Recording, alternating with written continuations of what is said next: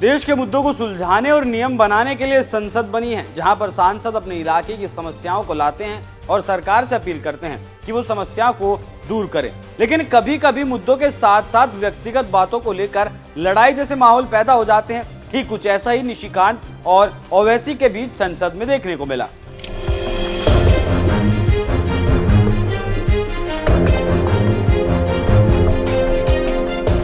मोदी के तीसरे कार्यकाल का कुछ अलग ही रंग है। विपक्ष हमलावर है और सत्ता पक्ष डर के माहौल में जी रहा है। इसकी बानगी मोदी के उस बयान से आप समझ सकते हैं कि जिसमें मोदी ने कहा कि विपक्ष पीएम का गला दबा रहा है और विपक्ष हमारी बात नहीं सुन रहा और ना ही देश को सुनने दे रहा है। अपनी मजबूरियों और अपनी नाकामियों का ठीकरा विपक्ष पर फोड़ रहे हैं और कैसे असहाय नजर आ रहे हैं, आप भी सुनिए। देश के संसद के महत्वपूर्ण समय को एक प्रकार से अपनी राजनीतिक विफलताओं को ढांकने के लिए दुरुपयोग किया है। मैं सभी दलों से आग्रहपूर्वक कहता हूं कि कम से कम जो पहली बार सदन में आए हैं, ऐसे बहुत बड़ी संख्या में हमारे माननीय सांसद हैं और सभी दल में है, उनको अवसर दीजिए, चर्चा में उनके विचारों को प्रकट करने का मौका दीजिए, ज्यादा से ज्यादा लोगों को आगे आने का अवसर दीजिए। और आपने देखा होगा कि पार्लियामेंट के नए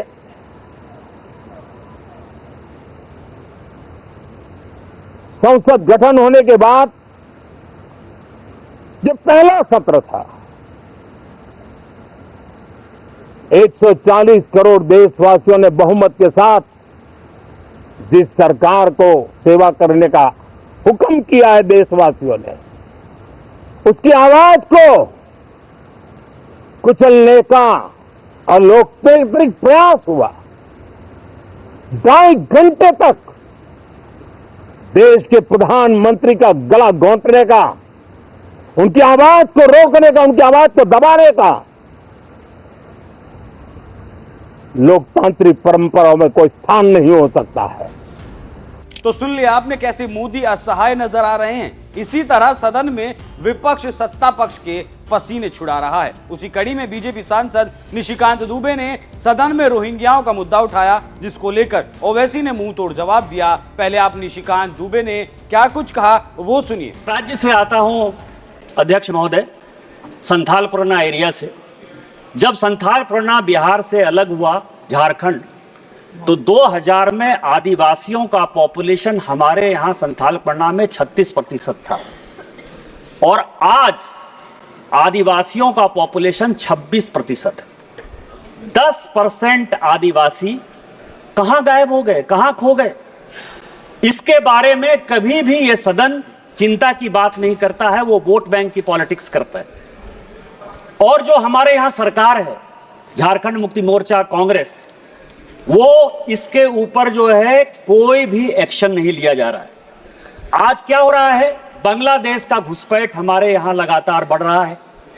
जो आदिवासी महिलाएं हैं, उनके साथ बांग्लादेशी घुसपैठिए शादी कर रही है। हिंदू और मुसलमान का सवाल नहीं है। हमारे यहां जो लोकसभा का चुनाव लड़ती हैं महिला, आदिवासी कोटे से लड़ती हैं, उनके पति मुसलमान हैं। जिला परिषद की जो अध्यक्षा हैं, उनके पति मुसलमान हैं।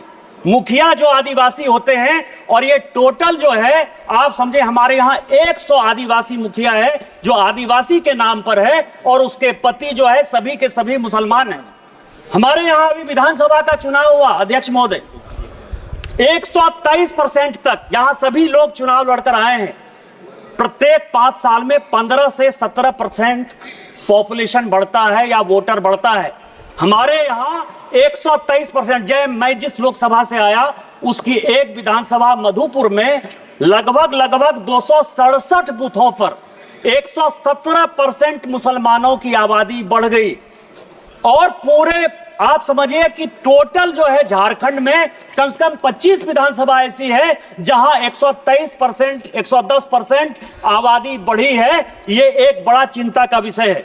दूसरा सर, हमारे यहां अभी पाकुड़ जिले में तारानगर, इलामी और डांगापाड़ा में दंगा हो गया। दंगा क्यों हो गया कि बंगाल से ममता बनर्जी की जो पुलिस है और वहां के लोग मालदा और मुर्शिदाबाद से आकर हमारे लोगों को भगा रहे हैं और हिंदुओं का गांव खाली हो रहा है।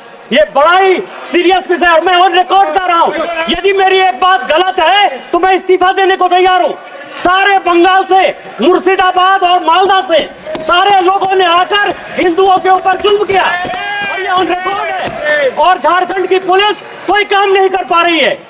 मेरा आपके माध्यम से स्पीकर महोदय आग्रह है कि पूरा मालदा, मुर्शिदाबाद, अररिया, किशनगंज, कटिहार और हमारे यहाँ साहबगंज और ये झारखंड हाईकोर्ट का अभी 22 जुलाई का ऑर्डर है जो ये कह रहा है कि मुसलमानों की आबादी दिन प्रतिदिन बढ़ रही है और वहां भारत सरकार को हस्तक्षेप करना चाहिए। तो सुन लिया आपने क्या कह रहे हैं बीजेपी के सांसद निशिकांत दुबे। अब इसी सवाल पर ओवैसी ने करारा जवाब दिया, वो भी सुन लीजिए। फिर एक नई बात कही गई पार्लियामेंट में कि झारखंड में बांग्लादेशी घुस के आ गए। माने मेरे को समझ में नहीं आया कि भाई झारखंड का बॉर्डर बांग्लादेश से नहीं लगता है। झारखंड का बॉर्डर ही नहीं है बांग्लादेश से, तो कहां से आ गए? क्या उड़ के आ रहे या कोई अजिन्नात है कि आके वहां से उड़ के यहां पे आ रहे? उनको अगर आने का है तो या तो बांग्लादेश से आना पड़ेगा, सीमांचल से, या फिर बंगाल से, या फिर आसाम से। झारखंड का तो बॉर्डर ही नहीं है। नहीं, वहां पर जाकर आदिवासियों के पॉपुलेशन को कम कर रहे। कैसा कम कर रहे भाई? हुकूमत आपकी है, बीएसएफ आपकी है, एसएसबी आपकी है, मगर ये बोल देना कि पहले बोलते थे कि घुस के आ रहे। अरे घुस के आके जो हमारी फौज को मार रहे हैं वो जम्मू में हो रहा है। 2021 से लेकर अब तक 50 से ज्यादा हमारे सिपाहियों को पड़ोसी मुल्क पाकिस्तान से दहशतगर्द घुस के आकर मार रहे हैं। आज भी आप देखेंगे, मैं पढ़ा आते आते कि एलओसी पर हमारे एक बहादुर सिपाही को उसकी मौत हो गई। अरे ये बीजेपी वाले नाम क्यों नहीं ले रहे आजकल पाकिस्तान का? नाम लो पाकिस्तान का। पाकिस्तान से दहशतगर्द आ रहे। डोडा में जो, जम्मू में जो आकर हमारे सिपाहियों से मतभेड़ हुई और हमारे सिपाहियों की मौत हुई, एक नौजवान मेजर मारा गया, वो तो हमारे एलओसी से बहुत दूर है, लाइन ऑफ कंट्रोल से बहुत दूर है। अंदर कैसे आ गए डोडा में? तो बीजेपी इस पर बात ही नहीं करती। बेरोजगारी नौजवानों का मुकद्दर बन के रह गया। बल्कि जो आदादो शुमार ये बता रहे हैं कि हमारे मुल्क में से लाखों नौजवान हैं जो नौकरियों की तलाश भी नहीं कर रहे हैं क्योंकि मालूम नौकरी नहीं मिलने वाली।